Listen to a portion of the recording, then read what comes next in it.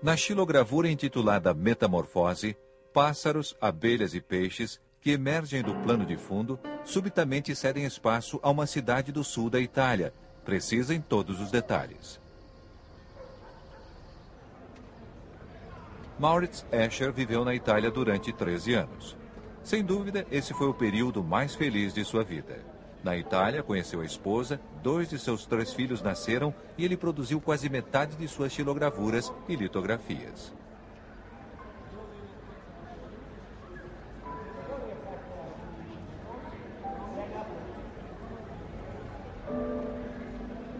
Se algum dia necessitasse de uma paisagem, rua ou prédio para uma de suas gravuras posteriores, ele recorria a um de seus desenhos desse período.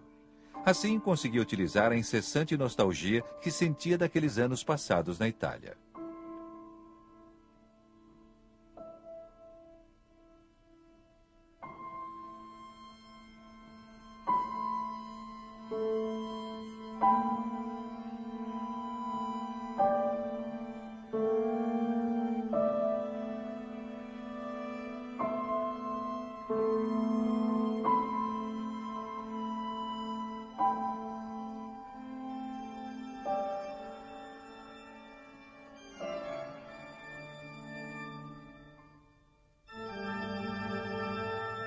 Cidade holandesa de Haarlem, 1920. A tênue figura refletida no candelabro da catedral da cidade escreve a um amigo sobre o que sente ao ouvir o órgão.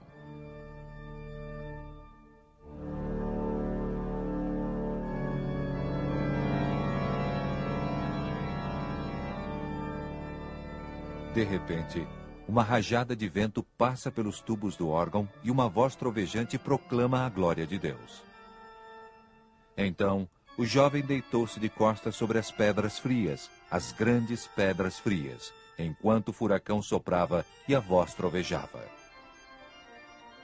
Os pilares da igreja já não suportavam os sons, como ele também não.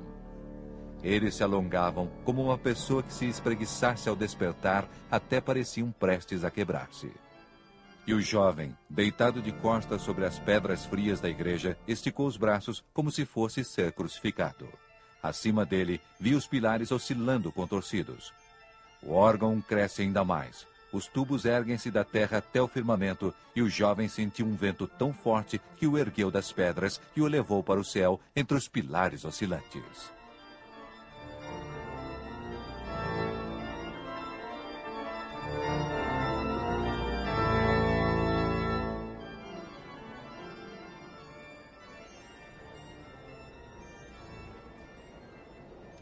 Malk Escher, o jovem soprado para fora da igreja Pobá, acaba de mudar-se para Haarlem.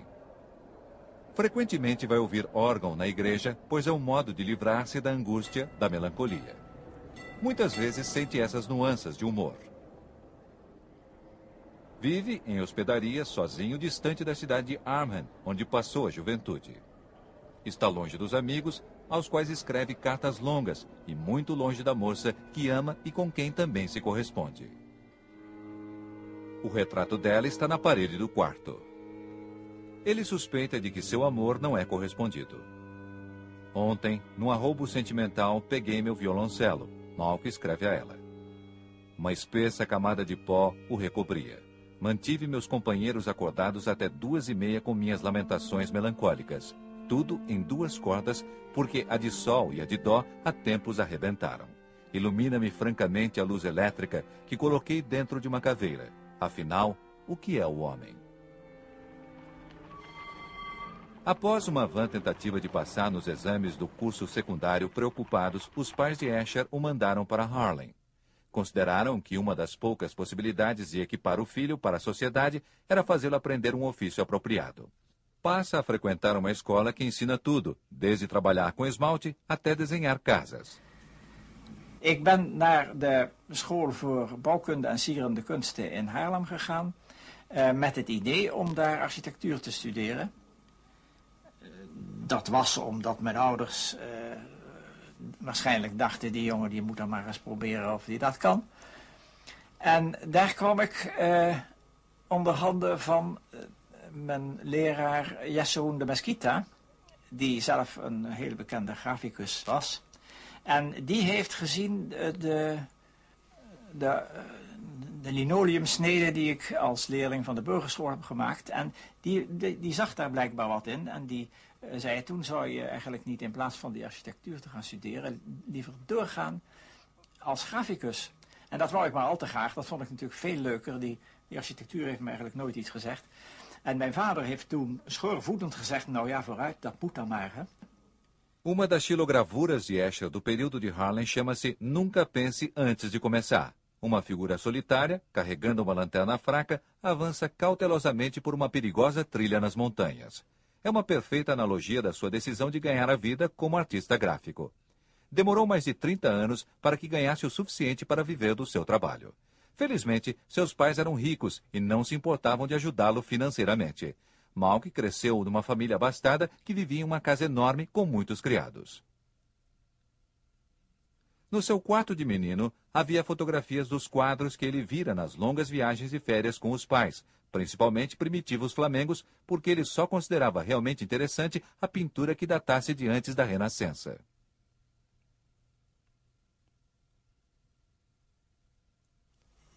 Op de burgerschool in Arnhem, waar ik was, daar was de tekenles voor mij ver weg het prettigste van alles. Ik vond die school afschuwelijk. Behalve de tekenles, dat was een soort van verademing. Maar dat wil niet zeggen dat ik een uitzonderlijk goede tekenleerling was. Ik kon het wel betrekkelijk goed, maar helemaal niet uitzonderlijk. Ik geloof dat ik op mijn eindexamen een 7 heb gehaald.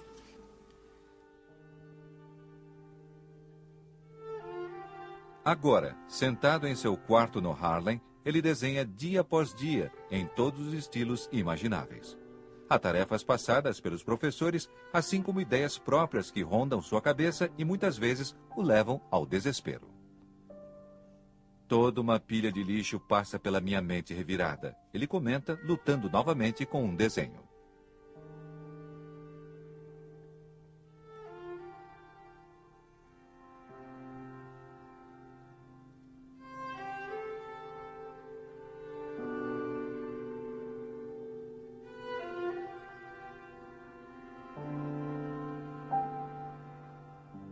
Escolhe o tema Dança da Morte para uma palestra que deve fazer na escola. Dança da Morte e da Vida são duas expressões com o mesmo significado, diz ele a seus colegas numa palestra de 3 horas. O que mais fazemos além de uma dança da morte em nossas almas?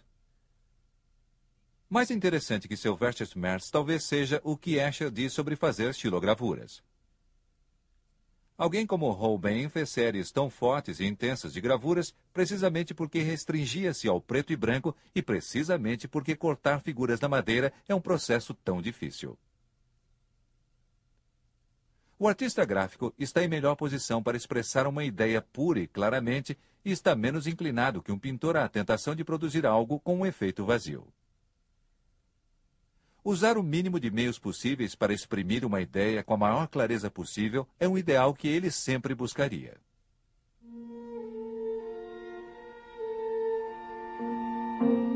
Sua preocupação de como expressar uma ideia ou contar uma história pode ser lida nesta carta a um amigo. Andando para casa no sábado à noite, vi de repente uma fileira de árvores maravilhosas sob o luar, que eu nunca havia notado antes. Senti um impulso incrível de fazer alguma coisa com aquilo e é o que estou fazendo agora. Mas tenho um certo medo da proverbial tempestade em copo d'água, porque muitas vezes tive tais impulsos. Alguns dias depois, Escher acrescenta: uma fileira majestosa de árvores que percorre colinas distantes e depois de subir a última colina está diante de nós, enorme e ameaçadora.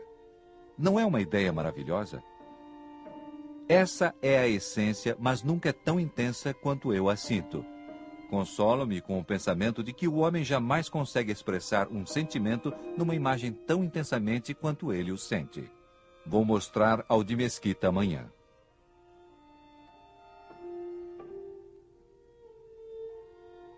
Em 1922, Malk completa seus estudos na Escola de Arquitetura e Artes Decorativas. Mauritz Escher é um bom artista gráfico, escreve o diretor no seu relatório final, mas falta-lhe o temperamento artístico adequado. Sua obra é muito cerebral. não é suficientemente emocional e nem lírica. Não é um desfecho alegre para se sair para o mundo, principalmente para quem acabou de ouvir do seu amor que ela não se interessa por ele. Mas felizmente, como todos os românticos, Escher sabe onde fica o paraíso: Itália. Ele já havia estado lá em férias com os pais e ficou profundamente impressionado com as belezas naturais. Deveria ficar aqui meses para entender a apaixonante ondulação das colinas e a rica vegetação, escreveu aos amigos. E sobre as cidades com seus extravagantes palácios e igrejas, mosaicos e afrescos. Estou me saciando com tanta avidez que temo que o meu estômago não aguente.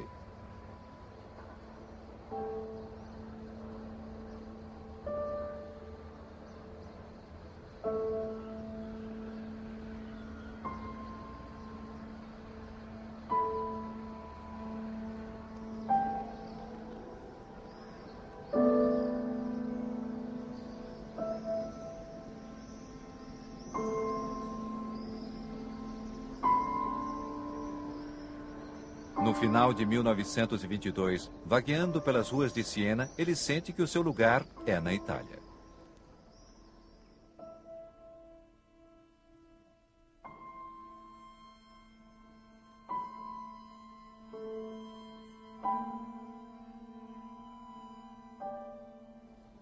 Se a felicidade de um homem dependesse do lugar onde vive, eu ficaria em Siena o resto da minha vida, reconhece.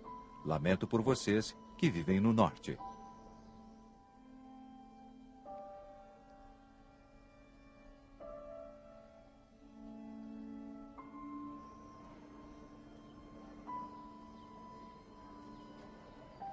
E porque receia que a sua mente não consiga lidar com a nova atmosfera em que vive agora, as surpresas inesperadas e o contentamento com que o lugar o presenteia todos os dias, Escher desenha, entalha e escreve uma carta após a outra.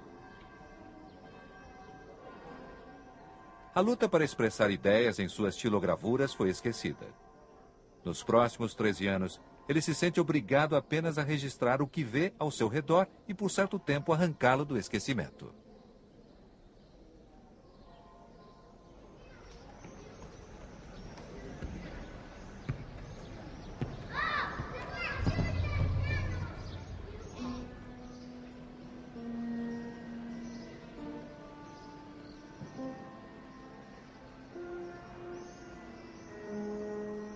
Ele luta contra pequenas fraquezas humanas.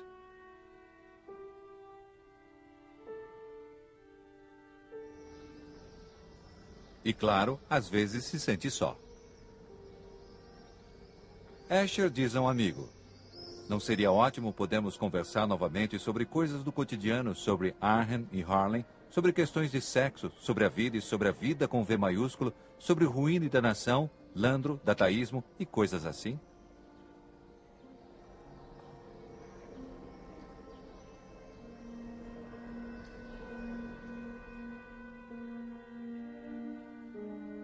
Mas, em geral, ele está mais feliz que nunca.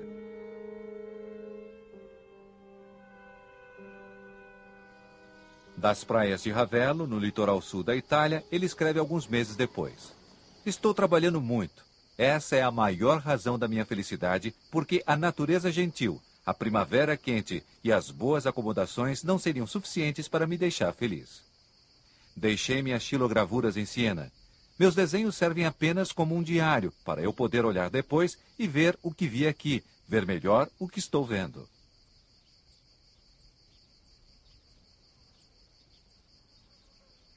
Às vezes, Escher fica tão entusiasmado que canta em voz alta para as flores que está desenhando.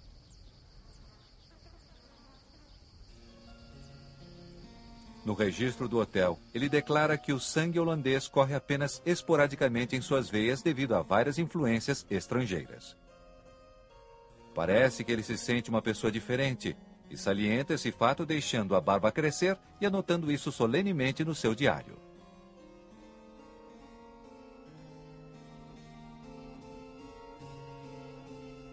No memorável dia em que decidiu deixar a barba, uma moça suíça e seus pais chegaram ao hotel.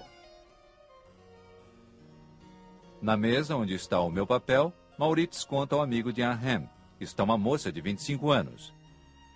Ela come um biscoito neste momento e isto me emociona profundamente, porque faz calor e ela usa uma blusa sem mangas.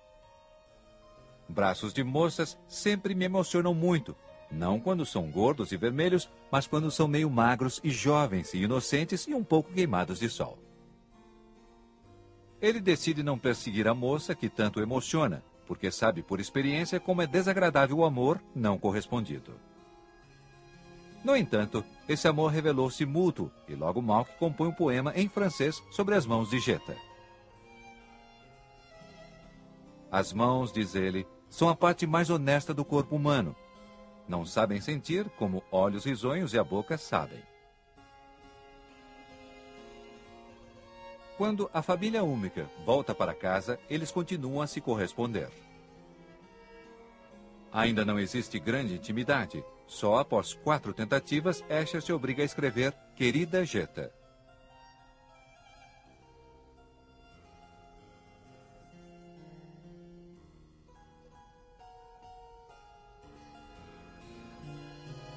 Um ano depois, essa correspondência cada vez mais frequente e mais apaixonada resulta em casamento. O casal muda-se para Roma. Como para registrar sua felicidade, Escher faz uma série de xilogravuras sobre a criação, terminando com idílicos Adão e Eva no Jardim do Éden.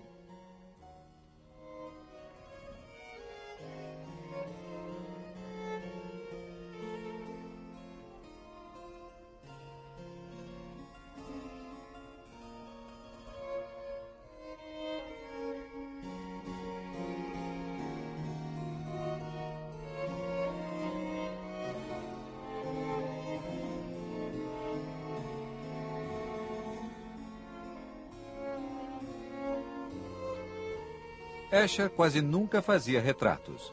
Não se sentia confortável quando alguém posava para ele. Mas, claro, isso não se aplicava a Jeta.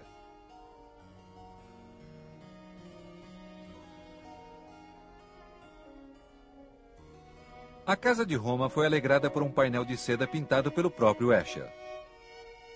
Cães dourados, brancos e pretos, encaixando-se artisticamente como num quebra-cabeça.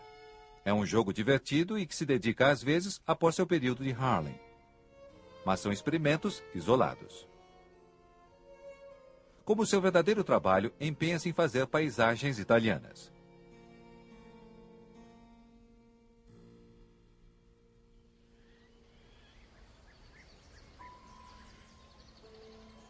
A cada ano, ele faz longas caminhadas em busca de temas para suas xilogravuras, de preferência nos locais mais inóspitos. Sinto muito não podemos caminhar juntos na primavera, escreve um amigo da juventude. Adquiriu o costume de caminhar toda a primavera, refrescando espírito e corpo e proporcionando inspiração para os meses seguintes.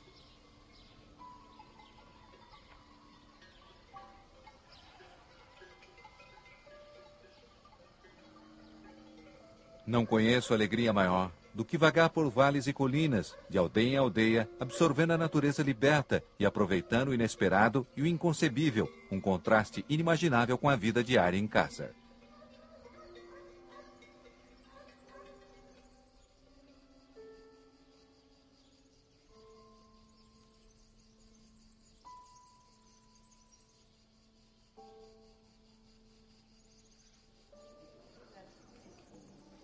As coisas mais desagradáveis, a cama cheia de insetos, a comida muitas vezes de qualidade inferior, parecem ser não só uma das condições, mas até uma parte do prazer.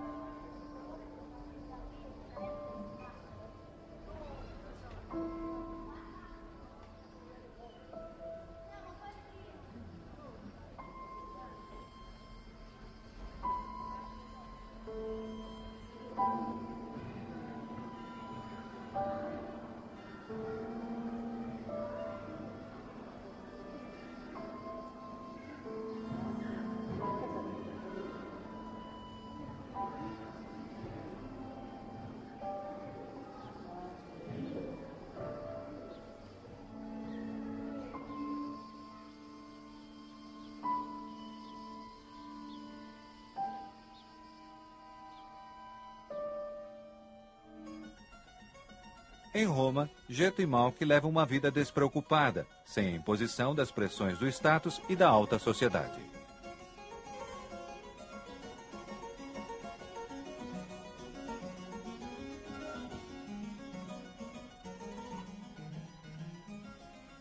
Uma gravura, como a Torre de Babel, parece ter sido feita especialmente para se observar, perplexa e de uma grande altura, a comoção humana lá embaixo.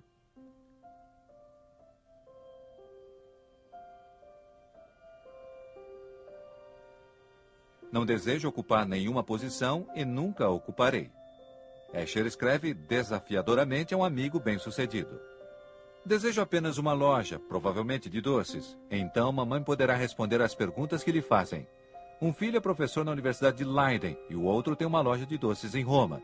Imagino que, dizendo isso, o coração dela enche de orgulho. O pai de Escher envia uma mesada ao filho, anota em seu diário que os filhos de um carpinteiro encontraram seu próprio caminho no mundo. Algo para invejar, acrescenta, e a sua preocupação só cresce quando o casal tem um filho. Malk escreve com alegria e assombro em sua carta.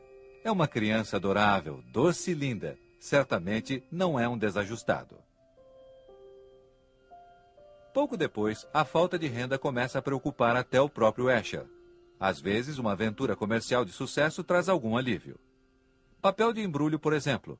E mais tarde, na sua vida, selos de correio, painéis de madeira, murais e toalhas de mesa. Quando o filho cresce um pouco, Escher lê para ele. E, em 2 ocasiões, isso até resulta em uma nova gravura.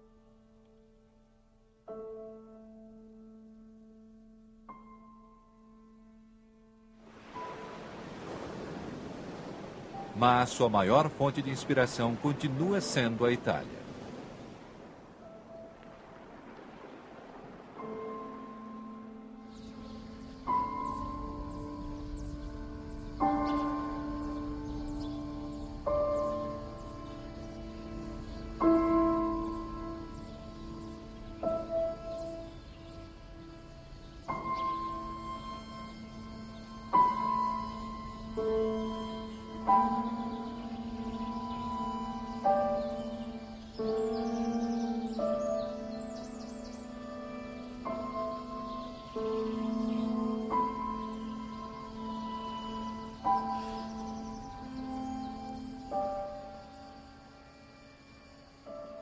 Wat sprak u bijzonder aan in het Italiaanse landschap?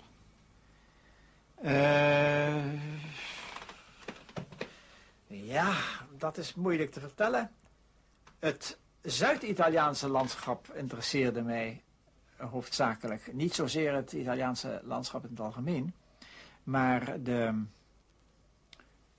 Moorse invloeden, die broodjesdaken bijvoorbeeld, samen met rotspartijen was dat boeiend. Waarom? Ja, dat weet ik niet. Het heeft niks met renaissance te maken of met barok. Ik heb in Rome gewoond, 12 jaar, en de architectuur van Rome op zichzelf heeft me nooit eigenlijk veel gezegd. Omdat die veel te renaissancistisch en te barok was.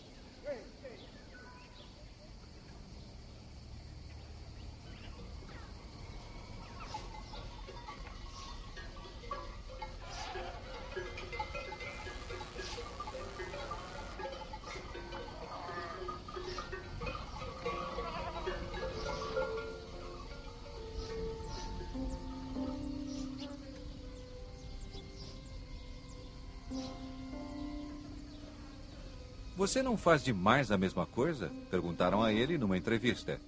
Escher respondeu: talvez faça, mas se uma coisa me toca, tenho que desenhá-la. Posso vender pouco, mas não posso ficar parado.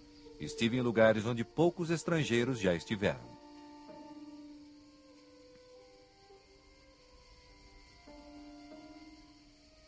Um desses lugares é o Ganges, onde um grupo de meninos de rua insistiam para que ele entrasse na cripta da igreja de São Nicolau. Nos nichos da parede estão cerca de 100 corpos de sacerdotes mumificados.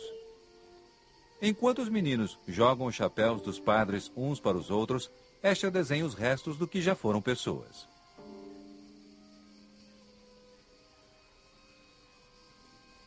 Na litografia final, ele deixa de fora a história dos sacerdotes, escrita em sonetos pendurados sobre as suas cabeças. Só coloca as palavras It missa et, a última sentença de todas as missas, o resto é silêncio.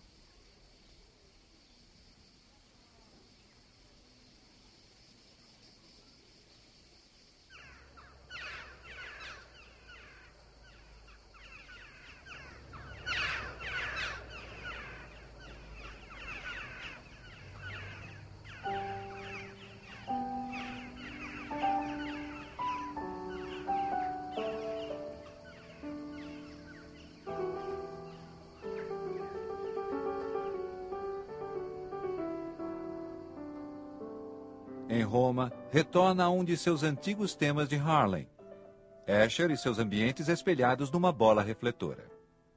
Em 1959, ele escreve sobre esta litografia e sobre si mesmo. A cabeça do artista gráfico, ou para ser mais específico, o ponto entre seus olhos, está no centro. Para onde quer que ele se vire, permanece o ponto central. O ego do homem é absolutamente o centro do mundo. Escher fica tão envolvido em seu trabalho que muitas vezes Jeta e as crianças fazem as refeições sem ele, ouvindo o ruído que vem do estúdio, o tamborilar de suas unhas na bancada, o assobio de uma melodia de bar.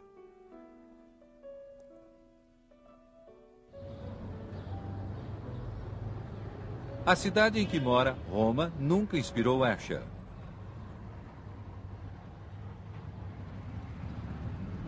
Mas quando os majestosos edifícios de Roma são espetacularmente iluminados por holofotes à noite, tudo muda. Ele escreve a um amigo na Holanda: ontem à noite fiz esboços da assombrosa e esplêndida Roma noturna, cuja arquitetura aprecio muito mais do que durante o dia. Se um dia formos juntos a Roma, vou lhe mostrar a Roma que amo e caminharemos neste cenário fantástico vazio de gente como num maravilhoso sonho.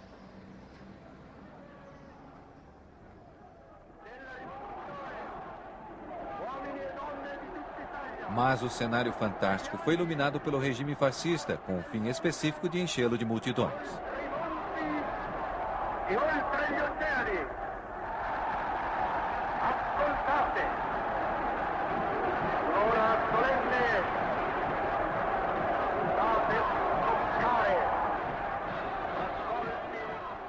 Escher, que certa vez disse não querer tornar-se um italiano entre italianos e ficaria satisfeito continuando estrangeiro, já não conseguia destacar-se da realidade italiana.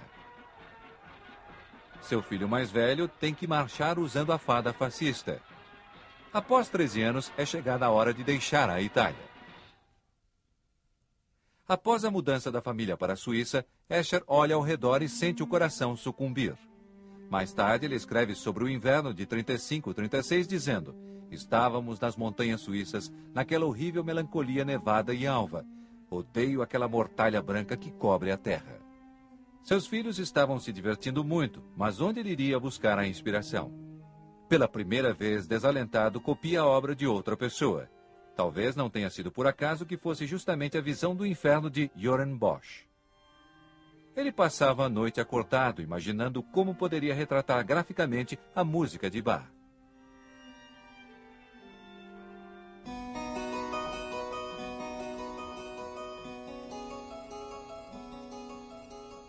Fez uma litografia do ambiente ao seu redor.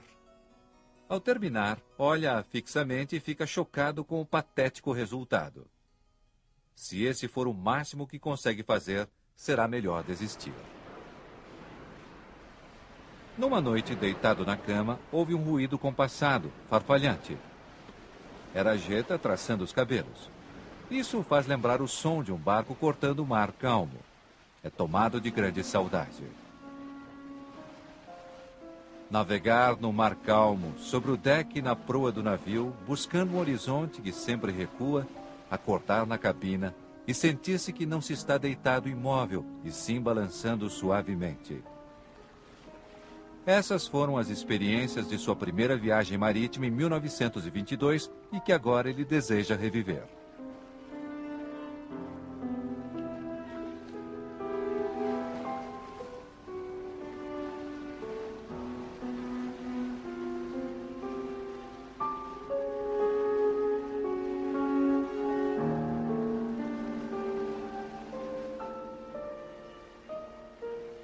Em troca de algumas gravuras, ele e Jeta podem viajar em cargueiros italianos. De vez em quando, descem à terra firme. Por exemplo, na desolada Espanha, onde a guerra civil explode 2 meses depois.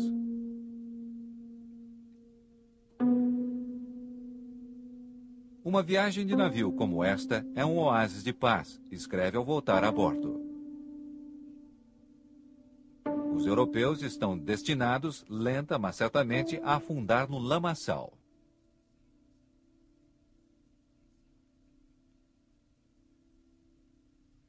Todas as suas tentativas de salvação são infrutíferas, afundam cada vez mais. Onde quer que pouse seu olhar no mundo, nada existe além de uma tristeza inconsolável, e a ameaça de guerra, bancarrota e revolução cresce em toda parte. A esperança de um futuro melhor não existe para o espectador objetivo e imparcial. Mas é exatamente nessa Espanha deprimida que Escher encontra uma fonte de inspiração que pode substituir a paisagem italiana e o persuadiria, a ele, um homem com tanta dificuldade para esboçar coisas que não estivessem à sua frente, a desenhar os mundos inexistentes que o tornariam famoso. Foi na Espanha, disse ele mais tarde, que seus olhos se abriram.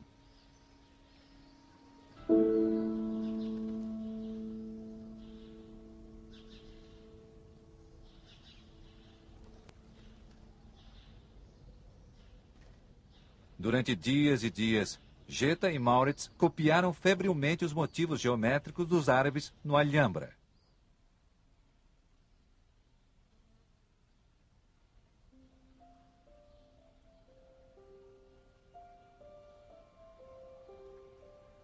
A grande complexidade e arte dos padrões geométricos já haviam sido notados por Escher numa visita anterior. Mas agora, obviamente, ele vê muito mais neles. Os padrões dão a Escher a impressão de algo antigo e eterno. Cada padrão repete a si mesmo infinitamente numa espécie de universo bidimensional.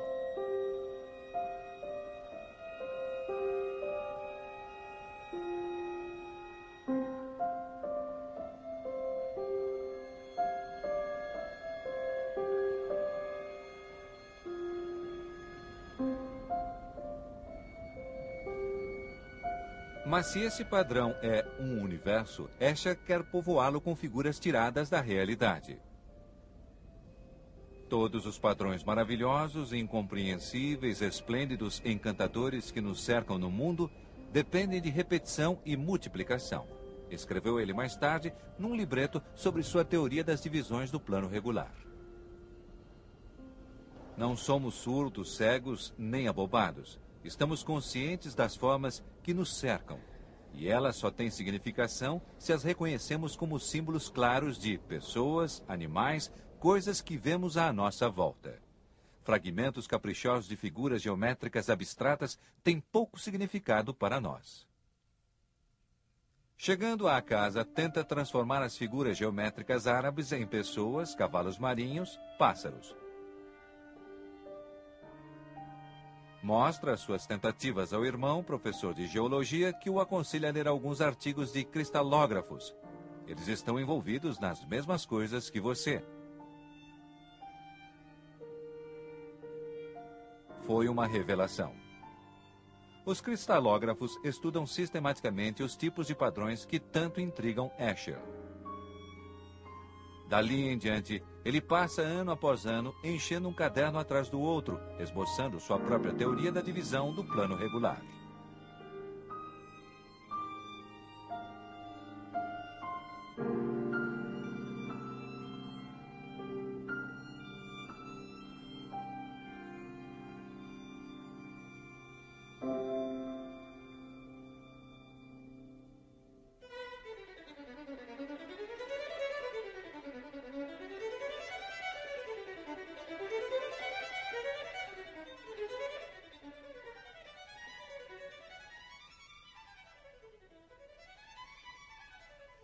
Até sua morte, ele usa esse sistema para harmonizar em mosaicos uma quantidade incrível de peixes, sapos, aves e lagartos.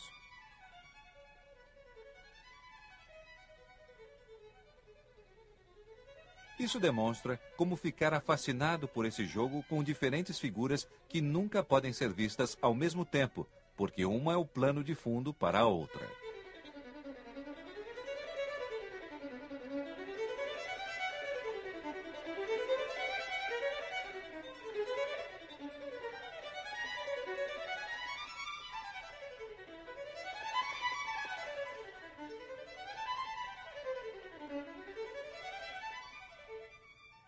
Os seus estudos sobre a divisão de plano não são para o público em geral, só ocasionalmente surgem em suas gravuras oficiais.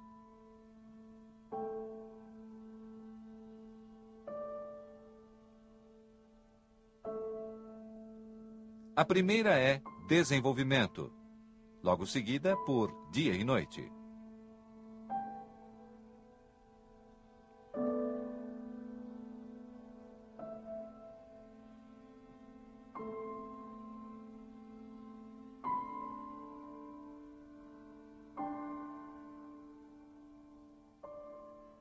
Mais tarde, tornam-se suas gravuras mais vendidas. Em 1938, isso não podia ser previsto. Amigos e conhecidos a quem mostra seu novo trabalho acham-no muito estranho e não sabiam o que entender.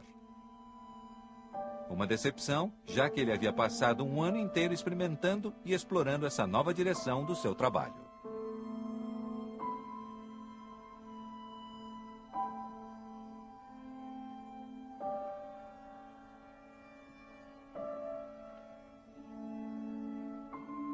Felizmente, o velho professor de Mesquita ficou entusiasmado.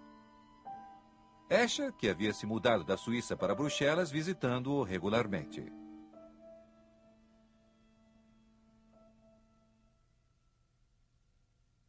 Na verdade, ele não precisava de incentivo. Um dia, o seu ideal era dominar seu ofício completamente e, às vezes, escolhia assuntos porque se prestavam particularmente a uma certa técnica que queria testar. Agora suas ideias o empolgavam tanto que ele gostaria de explicá-las aos outros a qualquer custo, ideias que só podem ser expressas em imagens, não em palavras. Tais como os jogos de figura, que são o plano de fundo uma das outras. O otimista e o pessimista nunca podem ser vistos ao mesmo tempo, enquanto sejam figuras num plano regular dividido. Podemos ver um ou o outro. Mas, quando emergem da superfície plana, vemos um homem negro e um branco apertando a mão um do outro.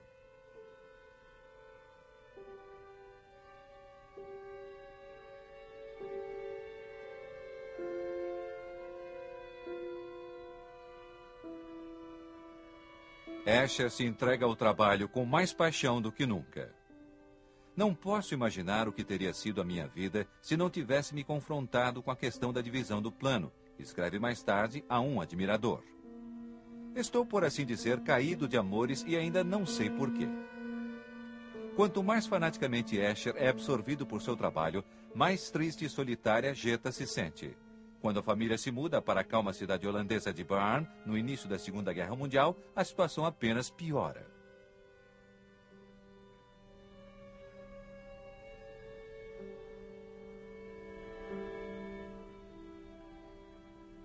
Preocupado, ele anota os sintomas de Jetta no diário, mas não percebe que o isolamento pode ser uma das causas. No fundo, ela tem estado com ciúmes desde aquele tempo, lembra-se mais tarde. É a perspectiva unilateral de alguém cujo trabalho é mais importante do que tudo.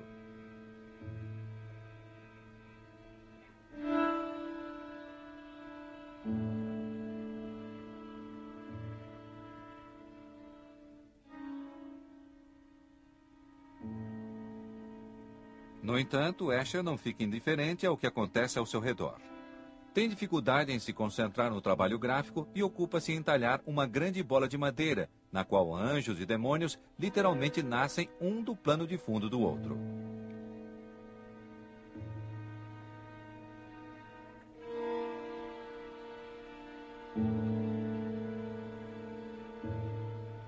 Desde a exclusão dos judeus, sempre tenho uma sensação desagradável ao expor meus trabalhos. Ele escreve a um amigo. É a sensação de ser um aproveitador. Eu preferia parar de expor. De fato, ele para, não se torna membro do Departamento de Cultura nazista e retira-se da Associação dos Artistas Gráficos. Visita regularmente seu velho professor judeu, de Mesquita, e às vezes leva um pequeno presente. Uma tarde, quando chegava à casa do professor de Mesquita, a mulher e o filho já haviam sido levados. Escher recolhe as gravuras espalhadas desordenadamente por toda a casa. Uma delas, esmagada pelas pesadas botas de um soldado, ele guarda cuidadosamente para o resto da vida.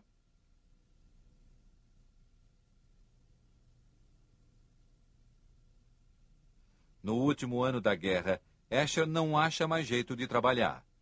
Uma xilografia requer mais esforço do que nunca. Meu cérebro parece completamente entorpecido, escreve a um amigo. Mas expressa seu espanto ao mesmo amigo logo após a guerra, porque de repente existe demanda por suas obras. Nem sei dizer como é estimulante ter conseguido ganhar a vida com meu trabalho nestes 2 meses. Foi a primeira vez na vida que isso me aconteceu. E quase 10 anos se passaram para que acontecesse novamente.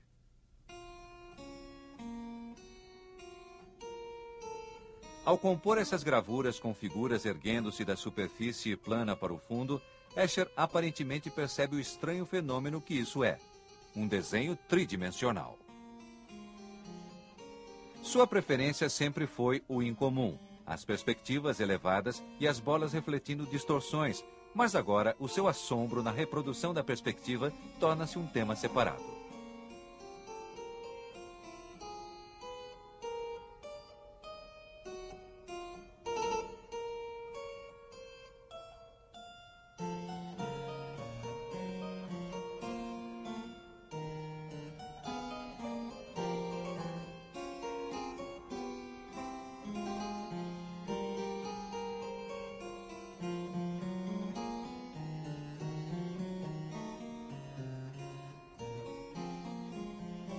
Não é absurdo traçar algumas linhas e chamá-las de casa? Pensa ele. Então, deforma a ilusão espacial sugerindo uma bolha no papel, que, é claro, também é uma ilusão.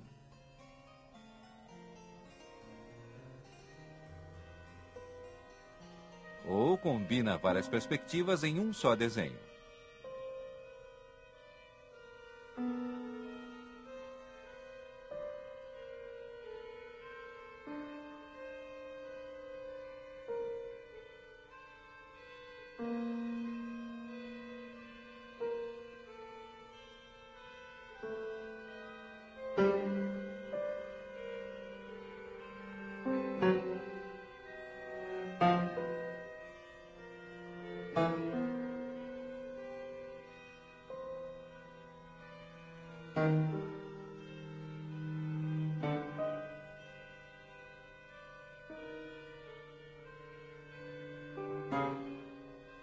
É um período produtivo e de grande rendimento, no qual, acima de tudo, ele agarra a oportunidade de testar uma nova técnica. A meia-tinta, mezzotinta, é um procedimento trabalhoso, que torna possível as cores preta e cinza escuro aveludada. Mas, após 3 anos de experiências, desiste novamente porque, diz ele, exige muito tempo e esforço de alguém que, certa ou erradamente, pensa que não tem tempo a perder.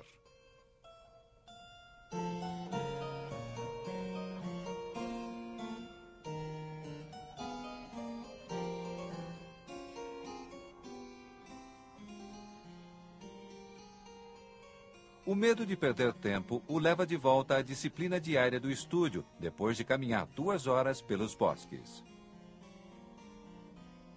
Isto dá a ele a paz de espírito de que necessita para pensar em novos trabalhos e, pela primeira vez desde a Itália, vê coisas ao seu redor que valem a pena usar em gravuras.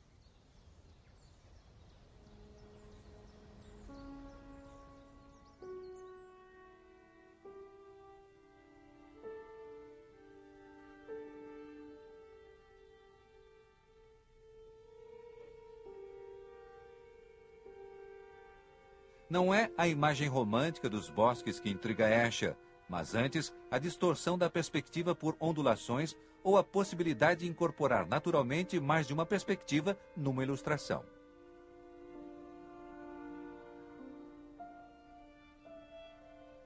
Já não pode queixar-se de falta de atenção. As revistas Time e Life dedicam longos artigos a ele e uma exposição de suas obras é organizada no Museu Stedelijk de Amsterdã para uma conferência internacional de matemáticos. Escher também faz uma palestra.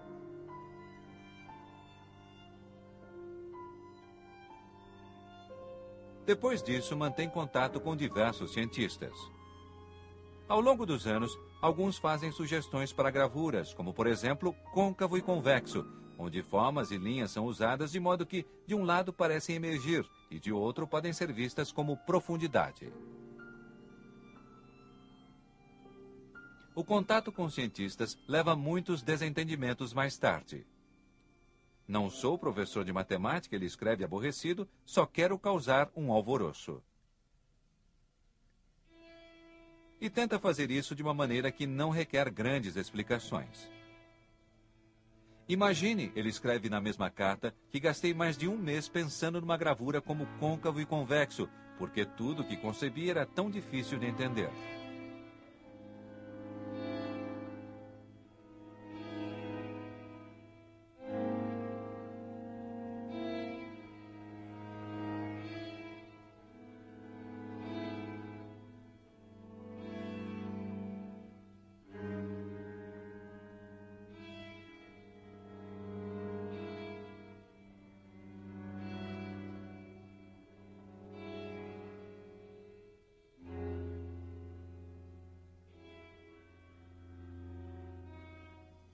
Escher espanta-se com o mundo à sua volta e tenta descobrir exatamente o que vê e por quê.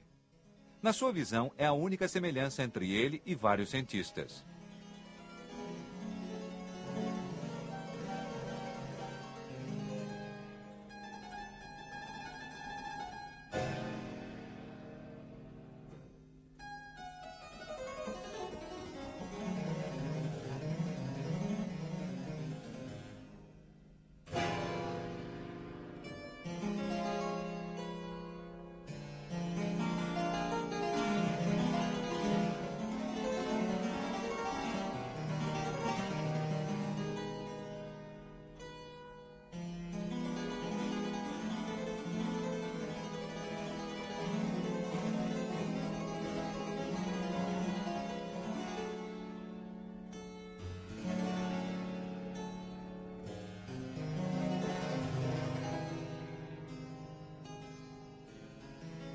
Jeta não está bem.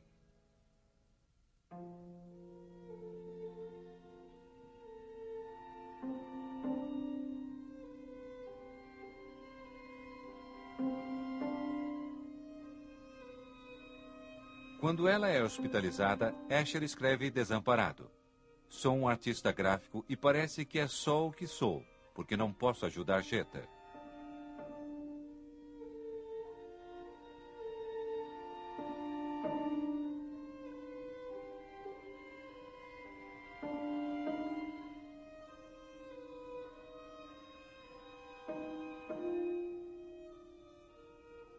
Sobre a litografia Elos, Bond, na qual reconhecemos Jeta e Escher, ele escreve: como um elo infindável, até suas frontes foram tecidas juntas, e eles formam uma entidade inseparável. Mas escreve também: se os dois estão felizes por estar tão estreitamente unidos, não sei dizer. É um compromisso perigoso e eles parecem meio tristes. Door uw hele werk komt ook steeds een enorme belangstelling naar voren voor geometrische vormen. Ja. Waarom? Waarom juist die vorm? Ja, wat wilt u nou? Waarom? Dat kun je niet zeggen. Het is zoals het is. Die belangstelling die bestaat er nou eenmaal voor de wetmatigheid. De wetmatigheid in de natuur kun je wel dat noemen. Hè? Een kubus is op zichzelf een wonderlijk fraai ding. En je kunt hem een beetje ingewikkelder maken. Je kunt ingewikkelder figuren maken. Octaeders en tetraeders en zo. Die zijn allemaal boeiend op zichzelf. En als je zo'n ding in je handen neemt en ronddraait, dan ben je getroffen door de schoonheid en door de zeer grote regelmaat van dat ding. En dan overvalt je een zeker gevoel van ongelukkigheid en van... je weet zelf niet wat je ermee moet beginnen. Je zou zo graag er wat van mee willen doen, maar het is er al. Eigenlijk is het genoeg om zo'n ding in papier te maken en ernaar te kijken. Maar als je nou eenmaal graficus bent en je wil er een prent van maken, dan denk je bijvoorbeeld, aangezien deze regelmaat zo groot is, laten we daar als contrast omheen zetten een soort van chaos. Laten we er een prent van maken die de tegenstelling illustreert van orde en chaos. En dat heb ik dan ook gedaan. Daaromheen zijn allerlei kapotte en verfrommelde figuren, stukken die ik indertijd, het was in de winter, ben gaan zoeken op de mestvaalt en zeer zorgvuldig heb samengeraapt chaotische voorwerpen waarvan je nog net kon herkennen wat ze betekenen, want dat is helemaal niet zo makkelijk. Het is eigenlijk makkelijker om de regelmaat uit te beelden dan de chaos. Als je bijvoorbeeld zegt, die chaos wil ik nog meer uitbeelden. Ik wil bijvoorbeeld nemen een stuk modder. Ja, dat kun je aan een beschouwer niet duidelijk maken dat het een stuk modder is. Dergelijke dingen zijn alleen aardig wanneer je ze nog herkent.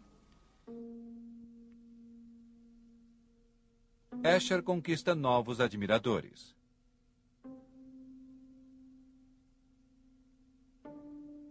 Em gravuras como Queda d'Água, em que espantoso Escher mostra o absurdo que pode ser colocado em perspectiva no papel, encontram afinidades. Eles também fazem experimentos com a percepção. Dá para ver que Escher fuma maconha, alguém escreve.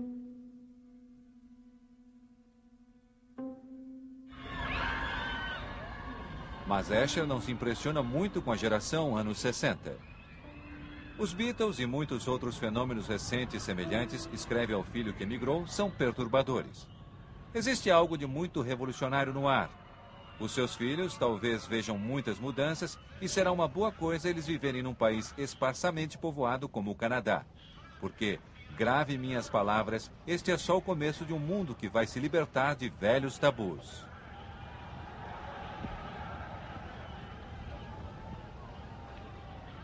O homem que disse uma vez, nas minhas gravuras tento convencer as pessoas de que vivemos num mundo limpo, ordenado e não num caos desregulado, agora escreve a um amigo. É uma pena que o mundo em que vivemos seja um caso tão sem esperança. É um mundo insondável, selvagem, perigoso, um jogo irracional. Eu, pessoalmente, prefiro viver entre abstrações que nada têm a ver com a realidade.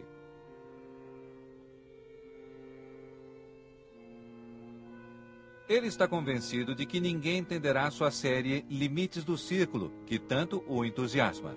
É a eternidade do universo capturada num círculo. As figuras multiplicam-se infinitamente, mas nunca alcançam a borda do círculo.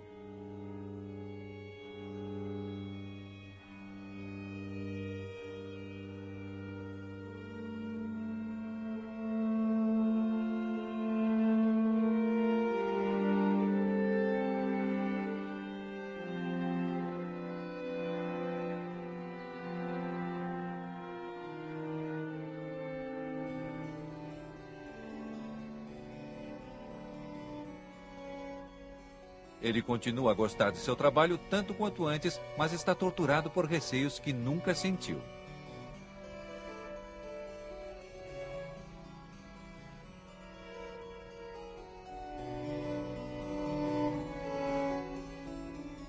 Uma doença torna tudo o que ele faz cada vez mais difícil.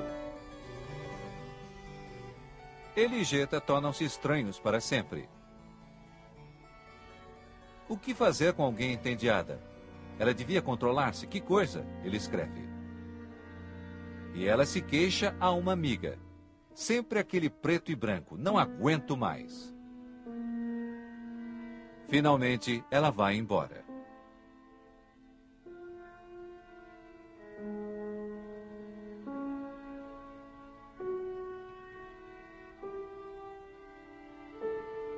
Jeta vai morar com o filho na Suíça, onde se sente reviver um pouco.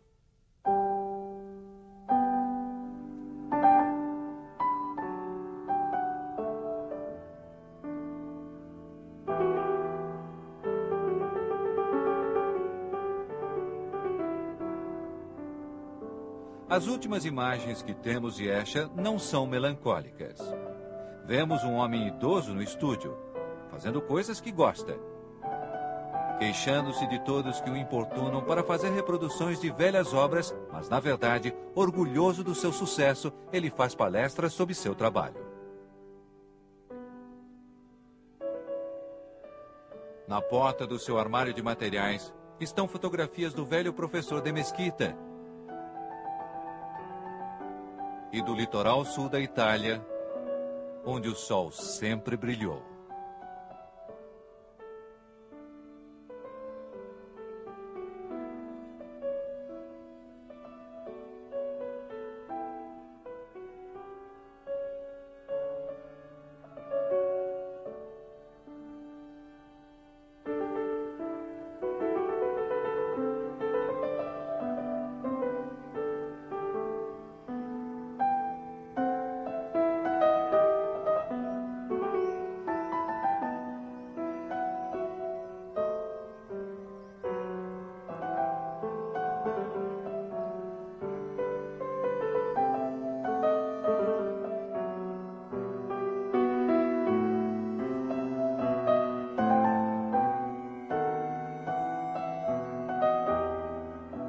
Distribuição Didac.